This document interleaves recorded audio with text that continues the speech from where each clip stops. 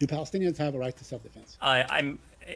Broadly speaking, Saeed. And then he said, broadly speaking, when Hamas conducted October 7th, within 1 second, all the investigation was completed. Seen anything like this?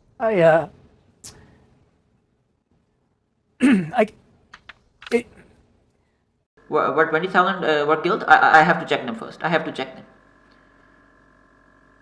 I mean, what kind of hypocrisy is this? This is the hypocrisy of the devil. But I'm not able to characterize the actual facts on the ground before hearing that response.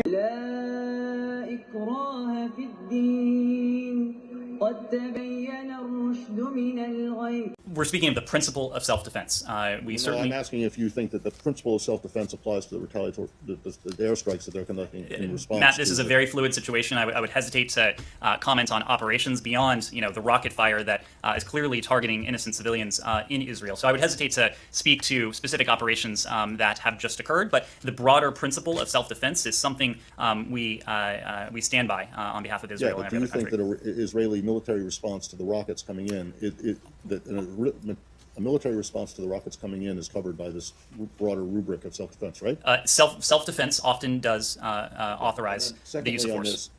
Thank you, Matt. I want to ask you about East Jerusalem, but let's talk about what you said about the principle of self-defense. Does that in any way apply to the Palestinians? Do they have a right to self-defense? Do Palestinians have a right to self-defense?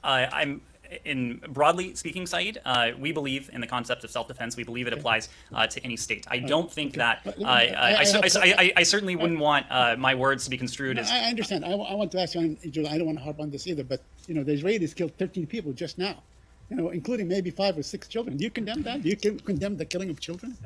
Saeed, I'm asking. Do you condemn the killing of Palestinian children? Obviously, and these reports are just emerging, and I understand, I was just speaking to the team, I understand we don't have independent confirmation of facts on the ground yet, so I'm very hesitant to get into reports that are just emerging. Obviously, the deaths of civilians, be they Israeli or Palestinians, are something we would take very seriously. Okay. You're going to know as soon as I read what your answer was that there's a big problem with it. You said, well, not a problem, it just doesn't answer the question. We believe that it, meaning the right to self-defense, applies to any state. Well, you see the problem. Right? Yes? Do you regard Palestine as a state? I wasn't referring. Do you think that, you don't in the context of the ICC and the UN? So are you saying that you do not, if it applies to any state, are you saying that Palestinians don't have a right to self-defense? I was making a broader point not attached to Israel or the Palestinians in that case. So they do have a right to self-defense. Matt, I'm not in a position to debate the legalities from up here. But our message is one of de-escalation. I mean, brilliantly done by, Matt and Saeed on this, right? I mean, it's absolutely amazing. The hypocrisy of the devil, the way the devil speaks with, double standards. I mean, does Israel have the right to self-defense? Yes, Israel has the right to self-defense. Okay, do Palestinians have the right to self-defense? Does it apply to the Palestinians, as Saeed said, right?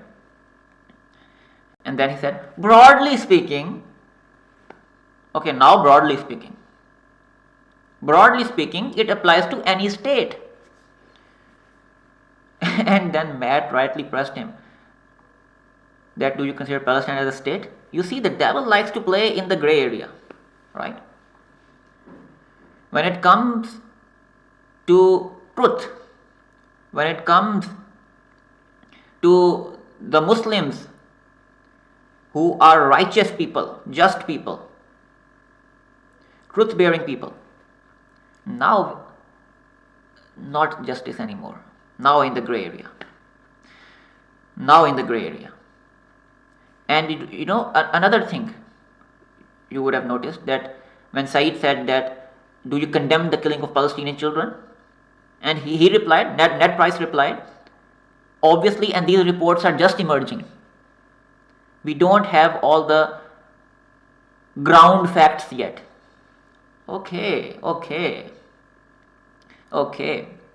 So, when Hamas conducted October 7th, within 1 second, baby killing, rape, within 1 second, these people affirmed all of these. There's been a lot of death and destruction in that region, but I've never seen anything like this.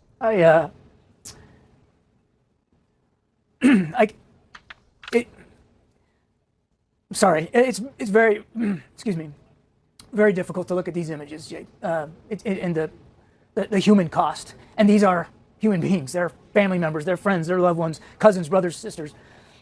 Yeah, it's difficult, and I apologize. Within 1 second, they affirmed that it was a terrorist attack. Within 1 second, they labeled Hamas a terrorist organization. So within 1 second, all the investigation was completed. But when it comes to, Palestinians, 20,000 Palestinians killed.